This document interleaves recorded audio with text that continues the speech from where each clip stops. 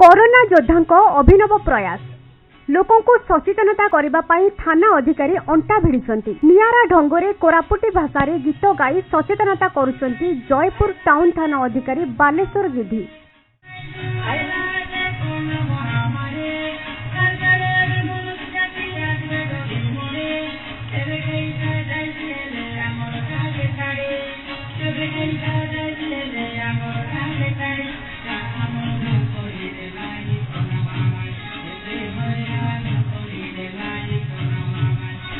जयपुर एक स्टूडियो रे गीतटी रेकर्डिंग करा जायछि एवं एहाकू एक जनाशुना कलाकार धीरेन मोहन पटनायक लिखिथिबा बेले परिचालना करिसंती हेमंत मिश्र। पूर्वरु मध्य टाउन थाना अधिकारी विभिन्न मंच रे अनेक सुंदर गीत गाई लोकों को मनोरंजन करि आछंती। जदिओ कोरापुट जिल्ला रे कोरोना ग्राफ खसी खसी आसुछि तथापि लोकमानक मनरे सचेतनतार अभाव रहिछि। तेबे कोरापुट जिल्लार लोकों को सचेतन कराइबा पई एभଳି प्रयास को साधारण रे प्रशंसा करा जायछि। कोरोना उपरे गोटे बढ़िया सचेतनता गीतटे रेकर्डिंग कराई आज आम ढेमसा टीवी रे।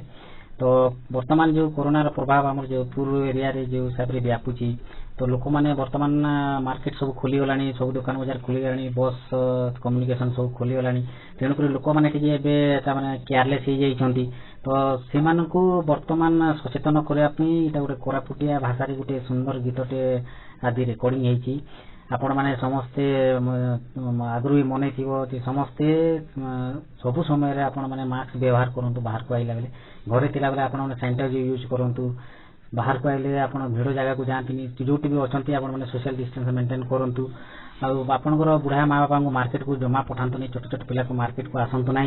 तेणु ये गीत माध्यम आम समस्त को सूचे दूचु जो कोविड गाइडलाइन अच्छी कोविड जो नियम कानून अच्छी आपण मैंने समस्त मानतु ताहेले जे आम कोरोना टू आम विजय हवा कोरोना को आम पराजित करवा। सिंगर तो बहुत गाँव सचेतनता किंतु जड़े पुलिस अफिसर गायबाटा नितांत भाव में बहुत खुशी कथा लोक बहुत प्रभाव पड़ो निश्चय भाव में सी गीत गाई मु गीत लिखी देखिए लोक मैंने केमती भल पाँच लगुच निश्चय भल लगे। जयपुर मनोज दास कोणार्क न्यूज।